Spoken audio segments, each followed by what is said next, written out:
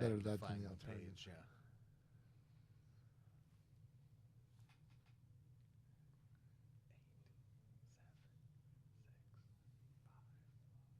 I'm getting excited.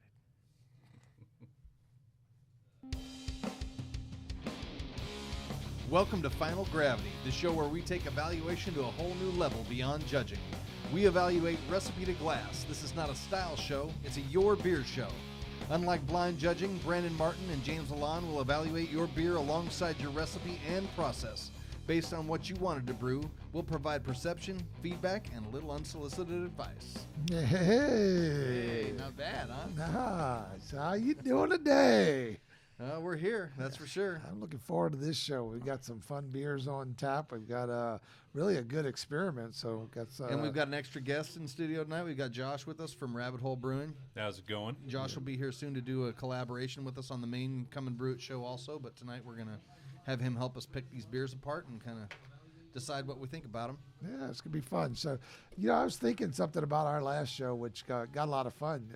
We had a porter, you remember that? Yes. I thought that was really, really dried out, and it was interesting because we went back and forth. The final gravity is 10-16 is what he declared, and afterwards started thinking more and more that beer stayed here for a couple of extra weeks, and good chance that it was, and I know it was bottle conditioned, so reached out to the brewer and found out that was the case, and good chance that it had a chance to clean up a little bit more and go past that 10-16 than he read in the bottle. So, yeah, because it's at room temperature here for a little bit, so Yep. it probably worked its way back a little bit more. All those fun things could occur. So this week we got Jaime sent in a couple of beers, right?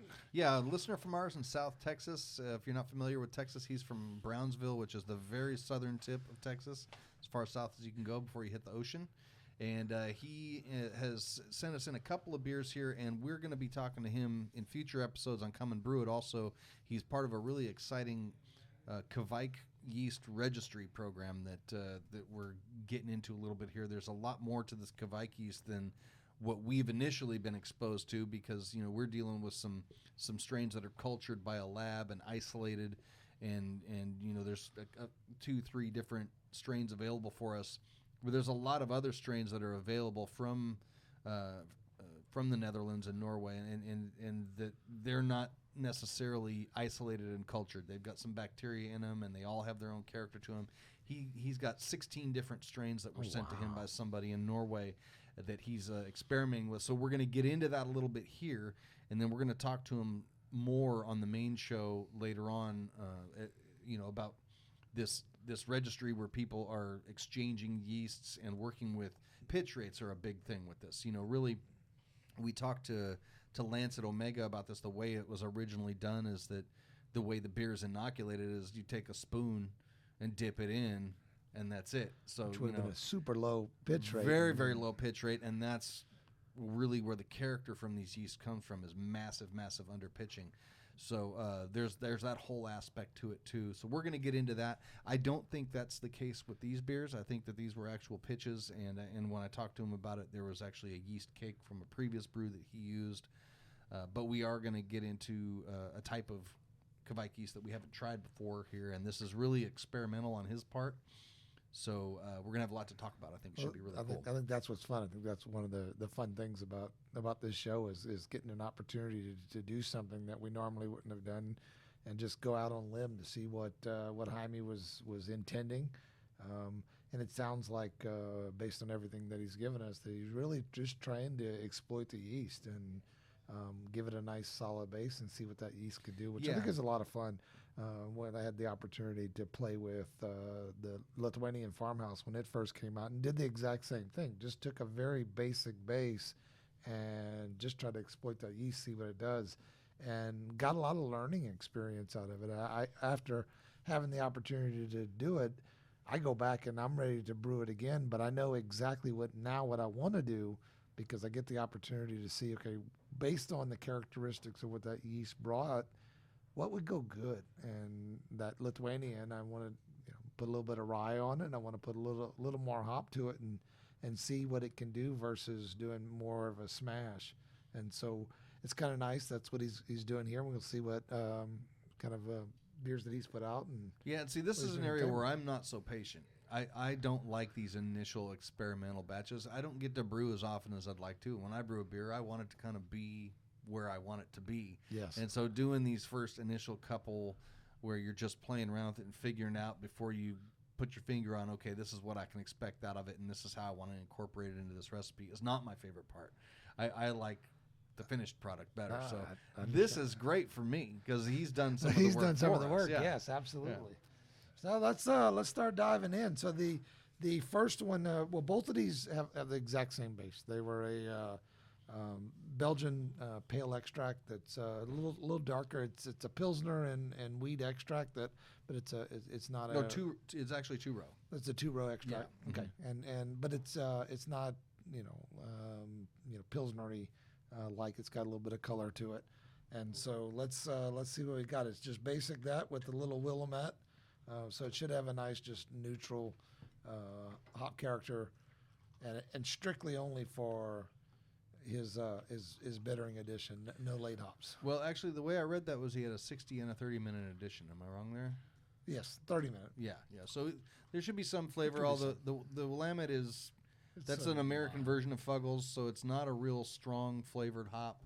What you do get out of it will be kind of earthy, and what we refer to as the English dirty hops, which don't really stand out. You have to put a lot in there really to figure it out. So there shouldn't be a whole lot of hop character in this. This is dark. This is dark. That's it came out really dark. This is on the dark end of a double, really. Yeah, I would say that deep amber. It's got a nice pretty head, off-white head, small bubbles. I guess I should have asked him if this was bottle conditioned. I'm assuming it's bottle conditioned, but I'm not sure. Yeah, it is. It is, okay. And when I talked to him, he said it was original gravity at 1065, so it's a substantial gravity, especially when we're talking about some of these yeasts that are pretty attenuative, particularly the hothead and also any of the Kvike yeasts are pretty attenuative yeasts. They're very alcohol tolerant, so they're going to go down as low as you want them to go. Which one did you pour here? Which one is this? So this is just the Framgarden and Hothead strains. It was a blended of 2 strains. So the Framgarden is one that he got in this exchange. This is not one that we normally have available to us commercially. Okay. There may be a yeast company out there that's putting this out that I don't know about, but as far as I know, this is not one that you can go and buy. Looking at a chart here, this has no bacteria in it. And it is phenolic off flavor negative, so there should not be any phenols or anything like that. No, there's not. I mean, this is super clean in the aroma. I can smell the malt. The malt, just by the extract process is picked up some nice deep caramel notes to it without being caramel, as in caramel malts added to it. So it's got that real rich bready with just light melanoid notes to it. Yeah, the caramel flavor I would liken to like a medium light Belgian candy caramel, not a caramel malt flavor. It's not a caramel malt at all. I haven't got that far. I'm just still enjoying the aroma.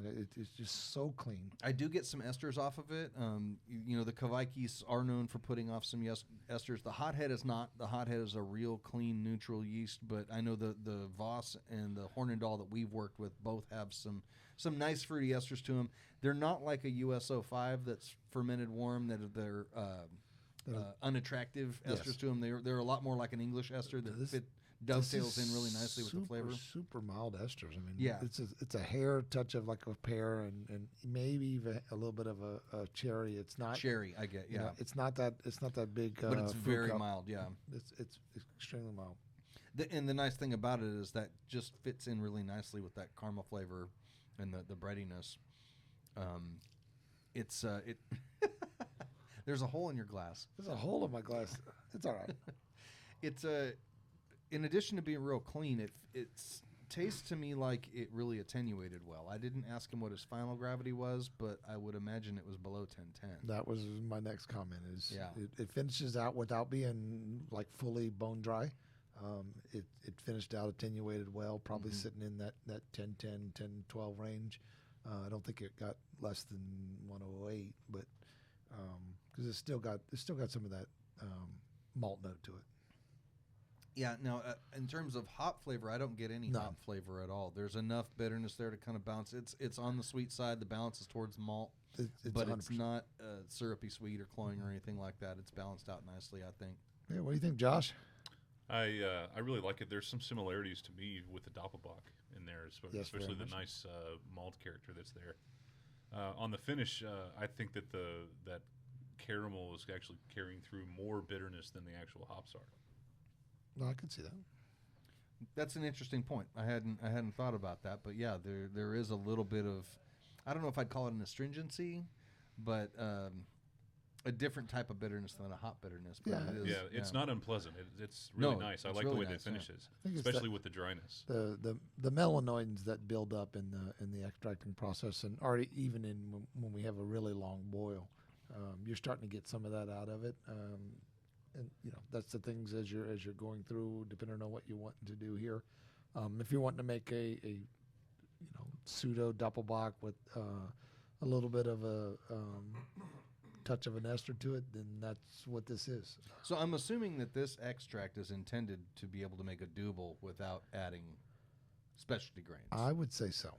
Yeah. That's my anticipation, calling it a Belgian extract. Because it's even a little bit on the dark side for a double. It fits in there. It's pushing a little sweeter caramel than most of your doubles, but Mhm. it fits in that range. But what I think it really does is it says this is not a style.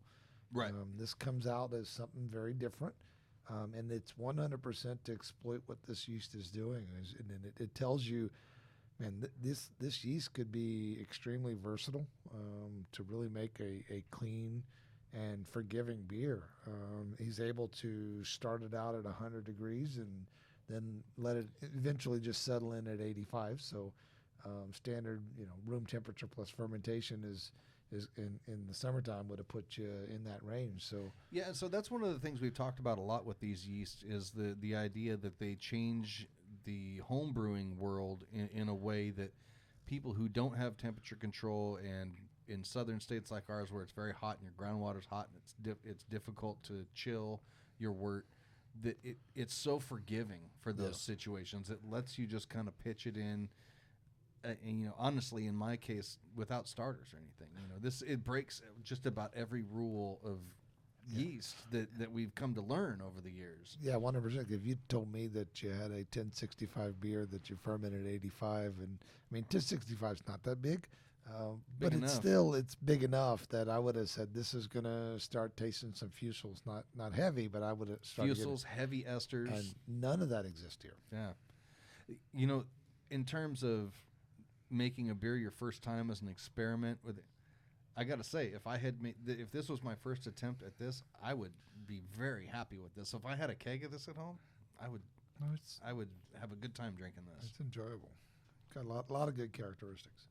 So I'm really interested to try the next one, which is the same beer where he's thrown a couple of different strains of Brett and also some WLP 540, which is their Abbey Ale yeast on. Typically, the Abbey Ale yeasts are going to be a little bit more restrained in the Belgian esters. They're going to be real highly attenuative, real alcohol tolerant, but not heavy on the esters and phenols like you might get with a standard Belgian yeast.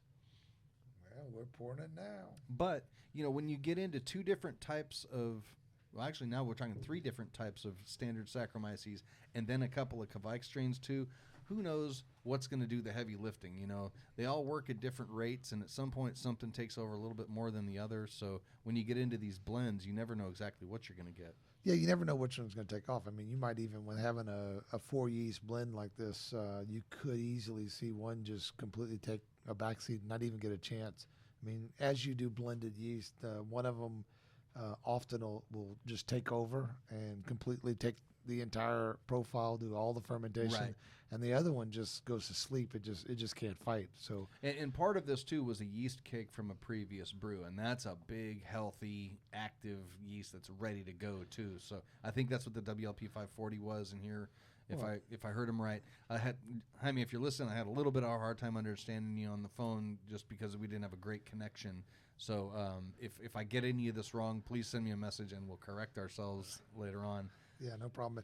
Yeah, and sometimes like you think of the George Foreman heavyweight fighting against a featherweight.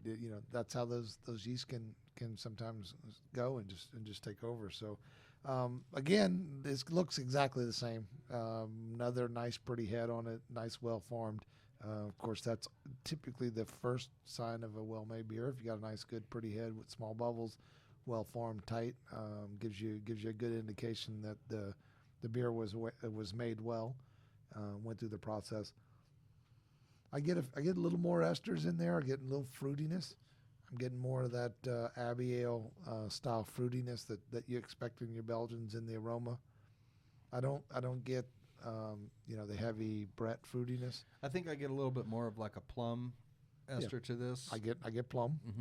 Of course, both of those, both the Brett and the Abbey, will completely take over what we noticed on the first one with the just the Quebec yeast. They didn't produce enough esters to be able to make a difference. So I think all the esters are coming out of the Abbey and the really even the Abbey over the Brett.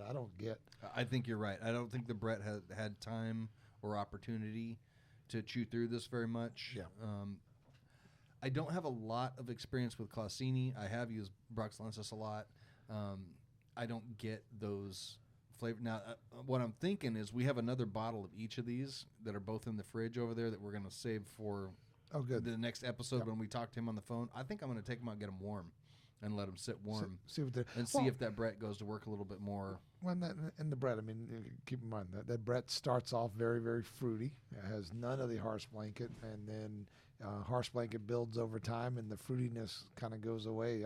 That's why I love playing with Brett, and I really like having Brett at about a 5-6 week window because I like the fruitiness and the very low, sometimes even absent harsh blanket that you can get out of it. Well, Brett, there's a big difference between when you pitch it too. Yes. When you started off with Brett, you get a completely different thing. What we really know as Brett flavors are Brett put in post fermentation, where you're throwing it into a toxic environment where there's no nutrients, there's no oxygen, there's alcohol present, and you're stressing the hell out of it. Yep.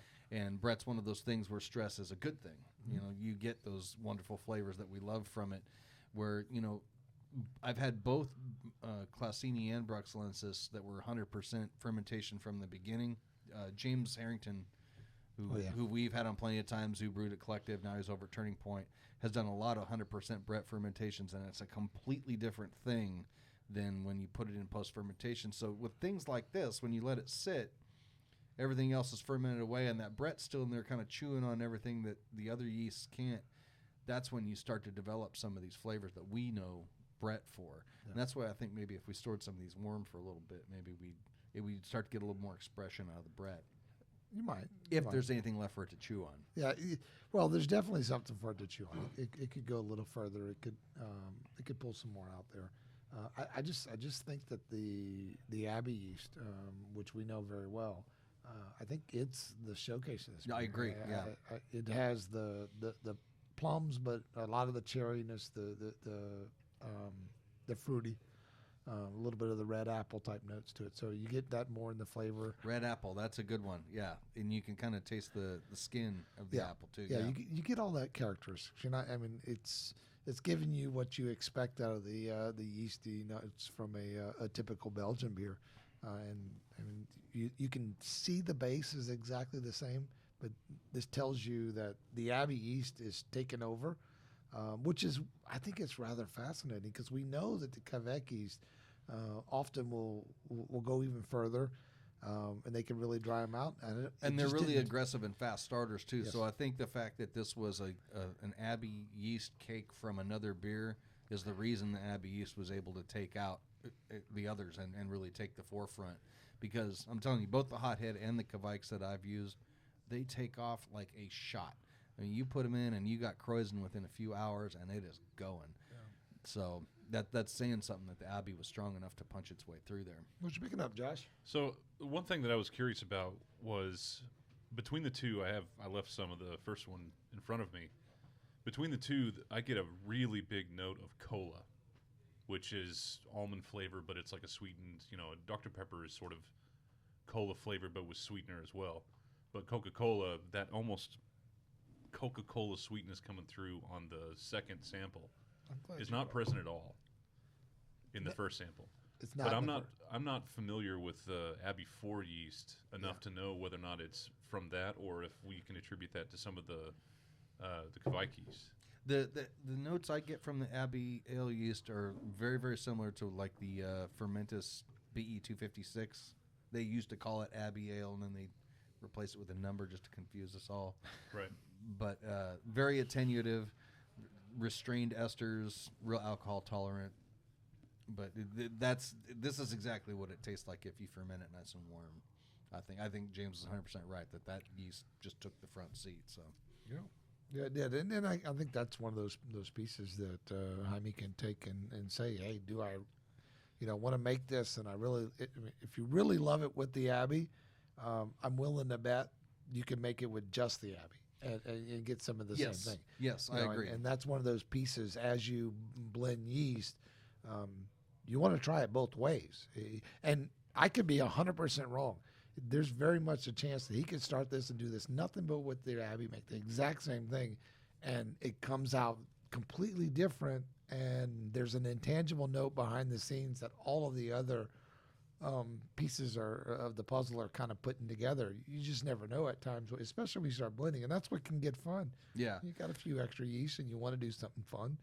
So I'd like to take this from the point of view of drinking these two beers, and now you understand a bit about how everything does what it does, and how would you take that information and then the next beer you brew kind of do what you want to do. For one thing, I love the base in this beer. I love the malt character, nice and simple, really essential Belgian beer where it's not overly complex like you see with a lot of Belgian homebrew recipes where people are throwing special B and stuff in there, which is totally unnecessary. Stubby has the Westy 12 clone that he does that's just Pilsner and D180 candy syrup, and that's it. And that's all you need because you just need just a little bit of complexity to the malt flavor, and then the yeast does the rest of the work, does the heavy lifting for you. So of these two, I actually like the first one better. I like the first one better. I like the first one better because it kind of lets the malt shine and that kind of thing. I would think that if you were wanting to get some Brett character in this, if he's wanting to use the Brett B and C, which would be really interesting in this, I think what I would do on an all grain format is mash real high on this 1050 or 156 or something like that, where you want to leave a bunch of dextrins in it. That the hothead and the Kvike, they're very attenuative, but they're not diastatic yeast. So they are not. They're not, and they are going to leave.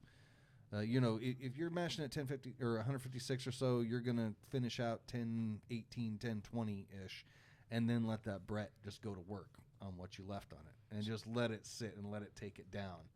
Okay, and that was my misunderstanding. I did not realize these two Kvike yeast are not diastatic. They're not diastatic. No. So, with your point of leaving a little longer, that Brett could come through the roof. A year from now, this could be so drastically different. It could have pulled in. Now you got to be careful in the bottle. Yeah, you do. Yes, you do.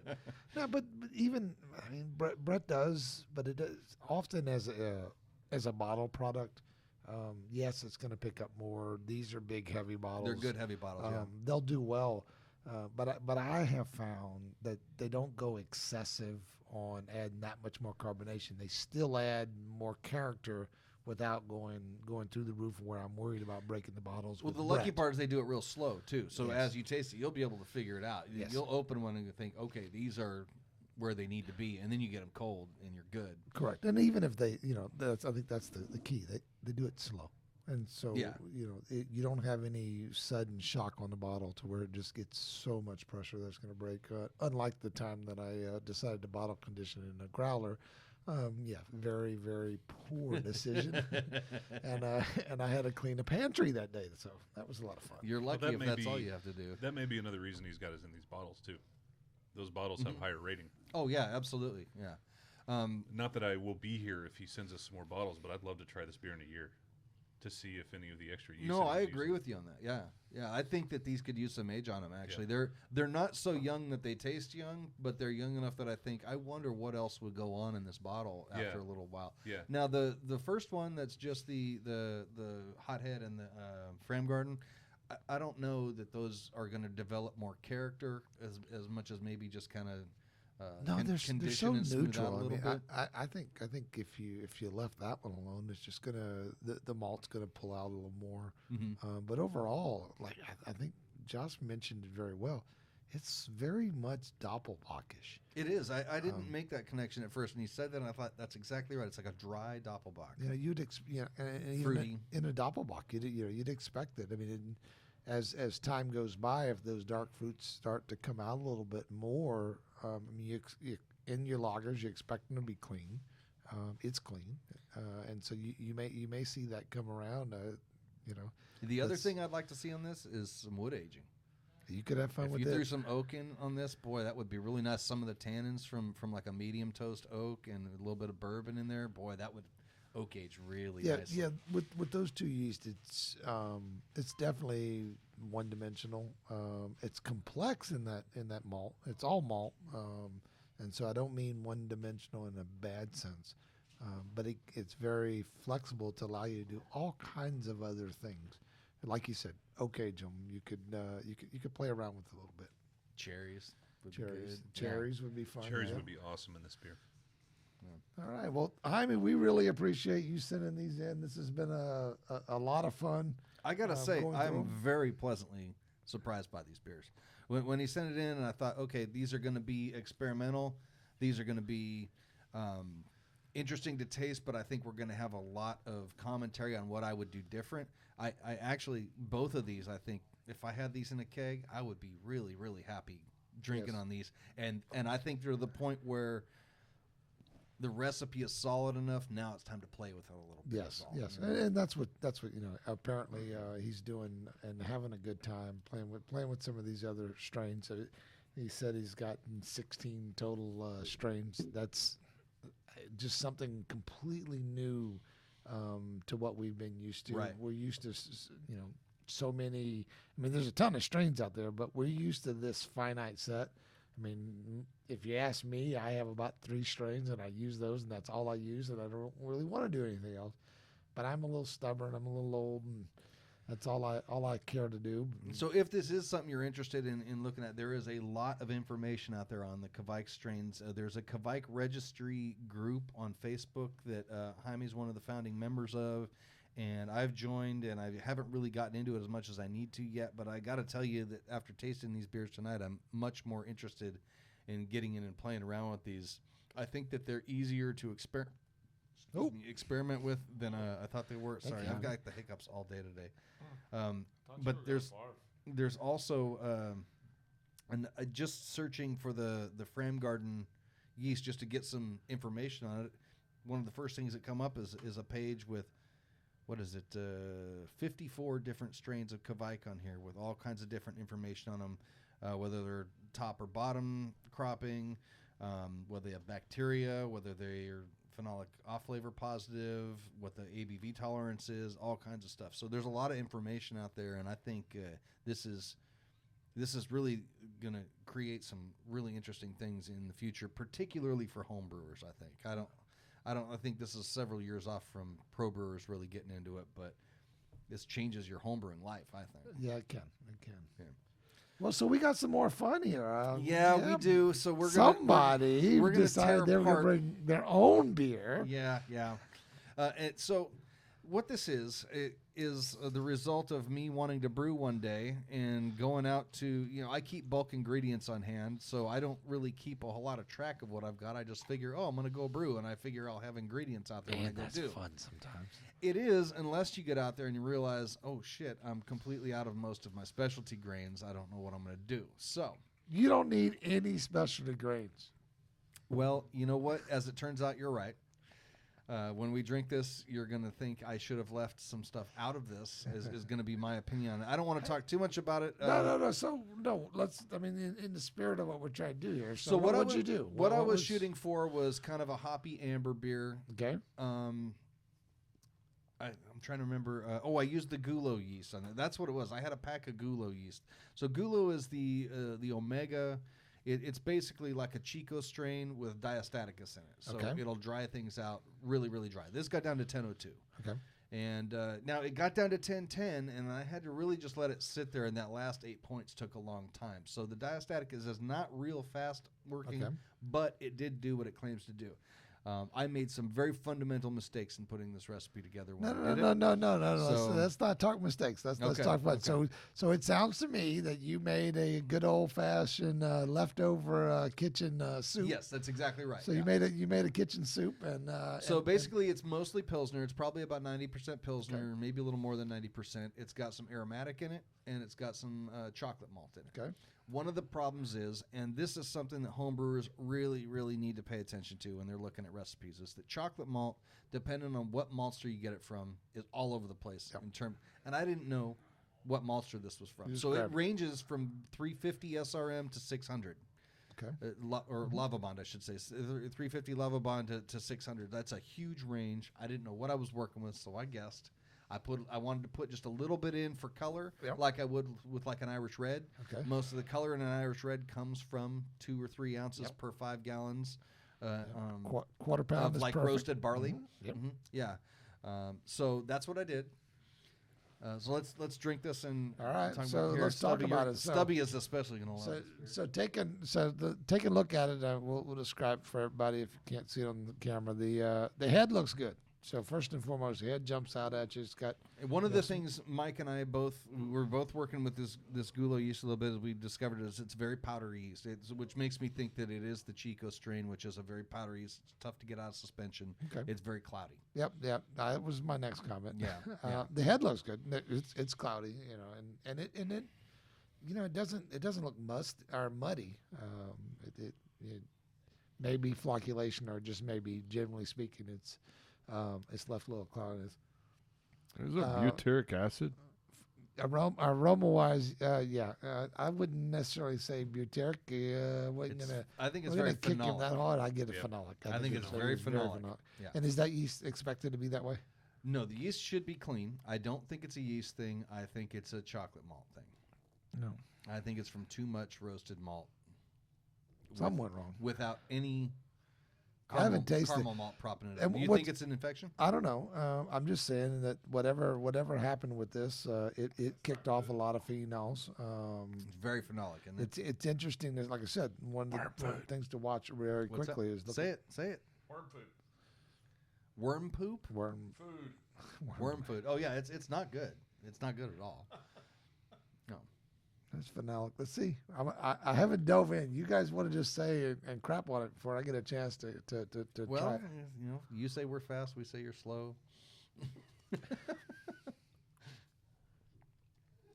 No, so the flavor doesn't have all of that. It doesn't have the heavy phenols. It's got a little phenols. I feel like Body is very, very thin. Yeah. I think it's Right. extremely thin. So I don't- that's where I said I made a big mistake in the formulation of this recipe. Well, I was using a yeast that I knew was going to dry way out, and I didn't have any caramel malt on hand to Okay. put in it. And I'm making a hoppy beer with no caramel malt and a yeast that's going to take it down to close to 0. Yeah. For one thing, I needed to back off the IBUs on this, which I didn't do. I don't have the recipe with. I thought I had it. I didn't save it to the cloud. It's on my brewery computer, which is separate from this one. You could still get somewhere around 35, maybe 40 on this. It's probably 40 or 45. Yeah. So I needed to back that off probably to 20. No late hops. Oh, it's almost all late hops. It's almost all late hops. Yeah. So I'll do traditionally I'll do a bittering charge, and then I'll do like 5-minute and 10-minute, and I think it was Centennial and Sterling. I think that I used. Okay, so if you use a Centennial at the beginning and the Sterling, Not at the late- beginning. No, it would be Magnum at the beginning. Okay. I always bitter with Magnum. Yep. The flavor hops are going to be Centennial. I think Sterling. I'm not positive about Yeah, that. Centennial's not. It's a big C hop, but I don't find when you use it late that it's excessively grapefruity like No, your I don't think it's Cascade real is. grapefruity. I think it's got more of like a lemony citrus to it. Yeah. And it's a nice. I mean, I love Centennial. I love to use Centennial and Cascade together. Use Centennial at the beginning, Cascade at the end. I think they work out really really well. In this one, I think the yeast ate up all those hops.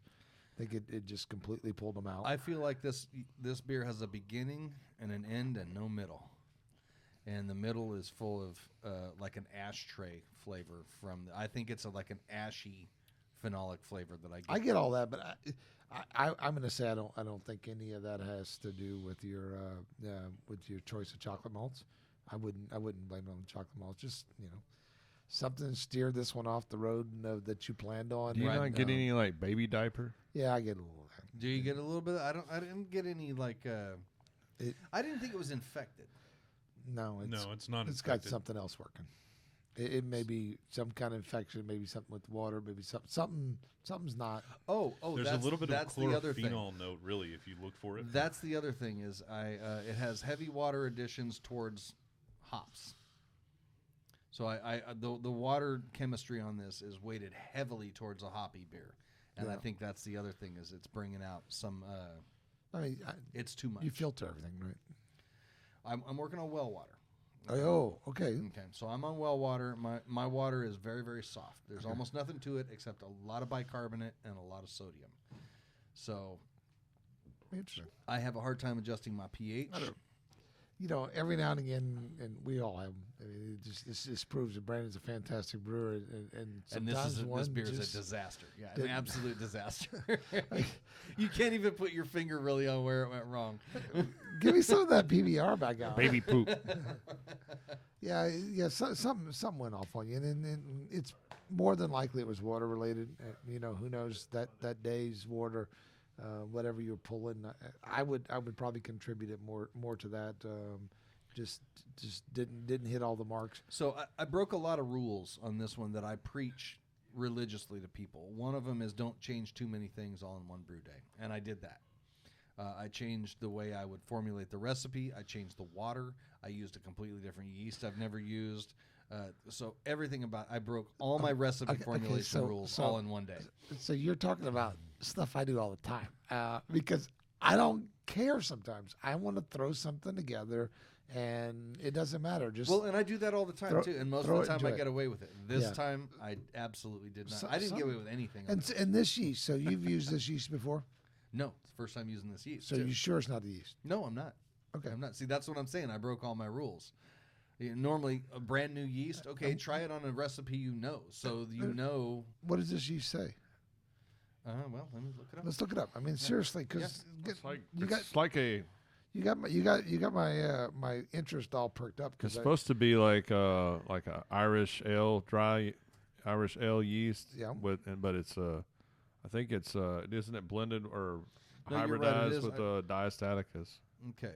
It has it as Gulo is the latest creation to emerge from the curious minds of our R&D team. There's a little bit of fluff for you. The progeny of Irish ale and French saison, this true genetic hybrid is a beast at devouring sugars, which creates a very dry beer without any of the peppery or clove phenolics associated with saisons and Belgian ales. Expect a citrus-forward aroma with hints of peach and a clean finish. Gulo ale exceeds in any style where a high level attenuation is desired without phenolics. We love using it in IPA, stout, or beer to guard. So one of two things happen. Either it doesn't always work that way, or something went wrong with your process. And I mean, it can be either way, but it'd be fun to use that yeast again. Now, I mean, I did ferment this at the upper end of the temperature range also, but not outside of the range. So, no, I think I broke too many rules to know, and this is a perfect example of what I always preach to homebrewers not to do. Yeah, don't ever stick your junk in the fermenter. Right, definitely don't do that. But also don't change everything about a process or everything about a brew, because when it comes out like this, and you hate it, you don't know why. No, you're 100%. I mean, if you're wanting to change what you did, and that's a lot of the principles of why we put this show together and what we're trying to do here is if there's something you want to change, pick one and adjust on it. if in Jaime's example, if he really loved the one with the Belgian, then start to play with that Belgian yeast. If he doesn't and he prefers the other and he wants to see what other examples are going to do, he could find himself doing other Kaivex strains. And don't touch the Brett. Don't touch the Abbey. And I think that's one of the great reasons I'm really glad you brought this today is we can talk. You decided to go out on a limb, throw something together just because you wanted to brew something that day. You may not have been in the mindset that you really wanted to brew. You just brewed. That's exactly right. And mindset goes a long ways. that's exactly Some of my right, biggest failures have been I've brewed because I felt I needed beer, and guess what? I didn't really feel like it that day. That's 100% right. Yeah. And that can come too. I mean, we find in life mindset can go and impact all kinds of different things. Looking back on this, it could have been so much more simple. I could have just done a smash beer. You sure 100% Pilsner, 100% of whatever hop I had. I've got a ton of hops sitting there. I could have easily just done a single hop, single malt beer and found out, what does this yeast do? That's what I would tell everybody 100% of the time. If you want to play with the yeast and you want to enjoy and see what it does, either take Vienna, take Munich, or take Pils. One of the three, or even a pale malt. Just pick one base malt based on what you know. I mean, if you're finding that you want a little more bready notes or you want more grainy notes, pick the malt that's going to match that. Use a Magnum. Use a fairly neutral hop. Now, if you feel that you need some hop character, then use a low alpha. Use a lot of it, and then just see what that yeast can do, because you don't want anything else to really impact it. And that's what Jaime was trying to bring to the table here. He wanted to show us what this yeast can do, and if you want to see what the yeast can do, try to keep everything as vanilla as possible. Keep it simple. He did it right. I did it wrong. And well, maybe you did. Maybe you did. Who knows? And maybe you did it perfectly fine, and that would have been the perfect recipe. But that brew day was just not a good brew day. Life goes on. No, yeah. I mean, I've seen one of the greatest brewers I've ever known that had, for some strange reason, in a bottle had a speck of dirt left in it. And that bottle wasn't good, and he didn't win competition, but the exact same batches won best of show at competitions. Things happen. We're talking chemistry, and that. Well, and like anything else, I think you learn just as much from your failures as you do your successes, and this is one where I look at this and I can pinpoint where I went wrong, and I just remember that. The part that jumped out, and unfortunately everybody can't see your face on it, is when I started mentioning mindset. Your face kind of lit up. It's like, yeah, you know what? That was the day I really didn't want to brew, but I did. And I have had those. Well, and it's actually kind of the opposite. I really wanted to brew, and I shouldn't have. You shouldn't have. Yeah. You shouldn't have. You just there was something happening that day. The shame of it is Chris has 5 gallons of this too, and hopefully his is good. Yeah. Who knows? We'll see. Did he pitch the same yeast? No, he didn't. He did a different yeast. Well, that'll be interesting. Don't pitch interesting. this till you get to try it. Yeah. See what his did. Yeah. Be interesting. Well, it's been a lot of fun today. Yeah, it's an interesting one. I've gotten a lot of comments from listeners how much they like this show. So if you do really like this show, please consider sending a beer in here. You can see by the fact that I brought in a beer that I thought was terrible that we're not going to call you an idiot or anything like that. No, by no means. All of us brew a beer that's not exactly what we want it to be, and those are the beers that it's most important to give to somebody that can really break it down for you, and that's where you learn the most. So if you've got something to send in, don't feel like you need to send in your best gold medal winning beer. Send us something that you want an honest opinion on, and we'll break it down and talk about it real honestly. And I think that's the best way for you to learn about what you're doing. So. Absolutely, and equally as much if it doesn't fit that style. I think that's the spirit. I dive back to styles, and I'm a style purist, but I really enjoy having something when somebody does something that's different and they're wanting to do something different. Tell me what's different. I was talking about with us offline, a beer I had on vacation that I would have said, no way in the world when the first taste this is any good. And the second I read the description, I said, wait, I know what he's trying to do. And this is fantastic. Just sometimes you got to know that. There's ways that you can just sit down and just drink a beer. But once you get a little information, it changes everything. And that's what we like here. We like looking at the recipe. We like looking to see what you've done, know what you wanted to do, and then hopefully we can give you some good feedback. So it's been a lot of fun. Thank you, Brandon. Yeah. Thank you, Josh, for joining us. One second, guys. Yeah, Before fire it in. I'd hate for you to end on a bad note. No bad notes. So give me 1 second. Josh is pulling out more beers. Oh, that's great.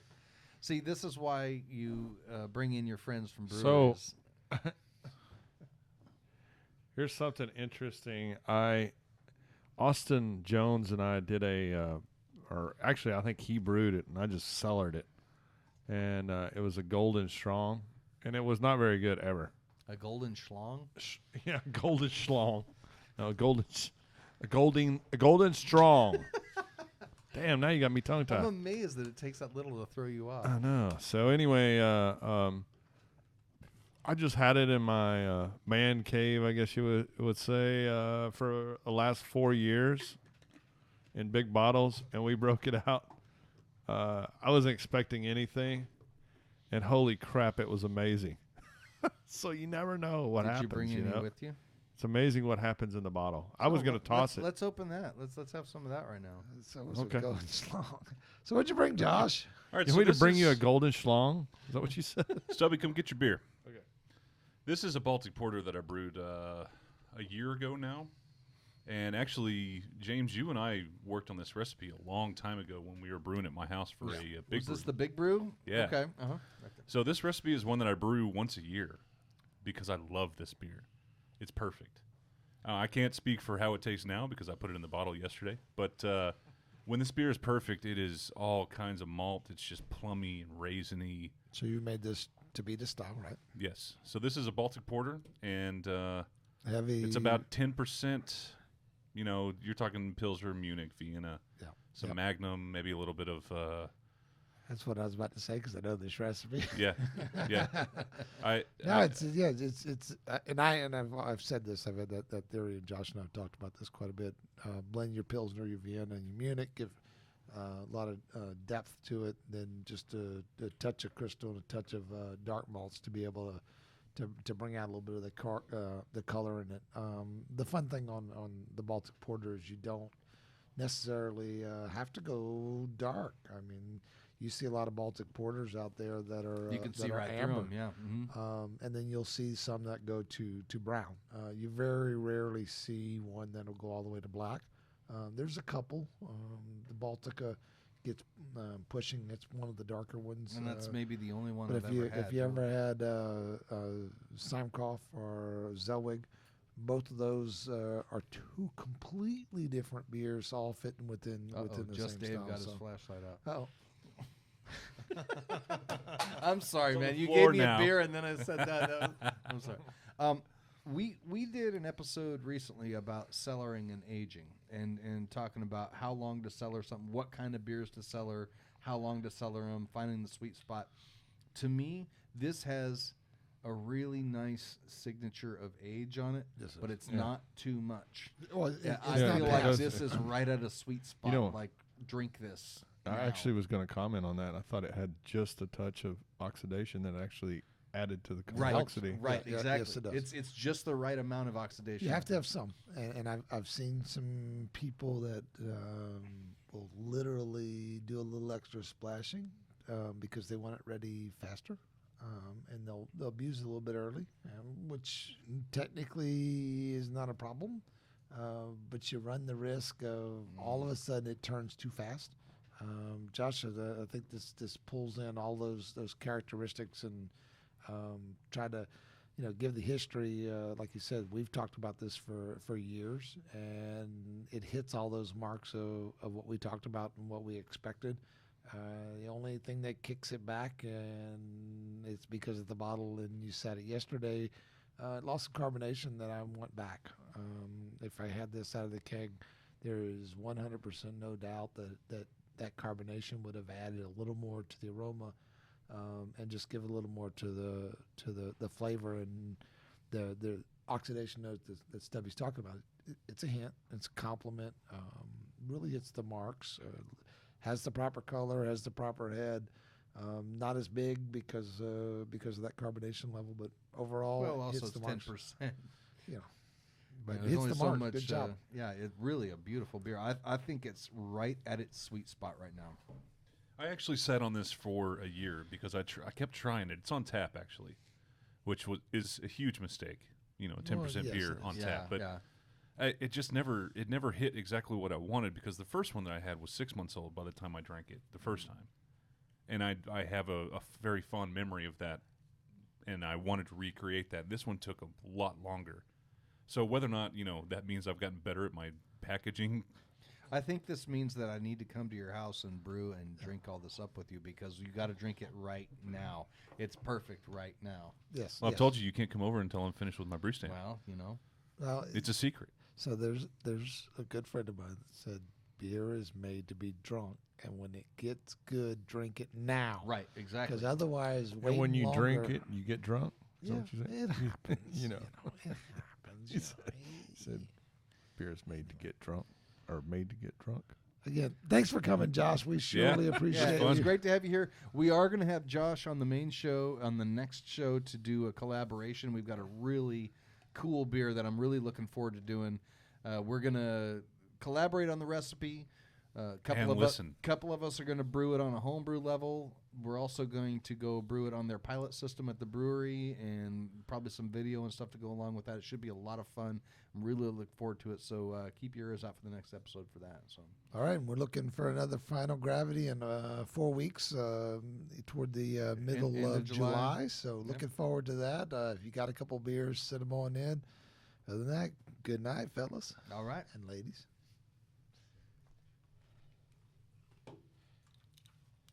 We need a better sign off.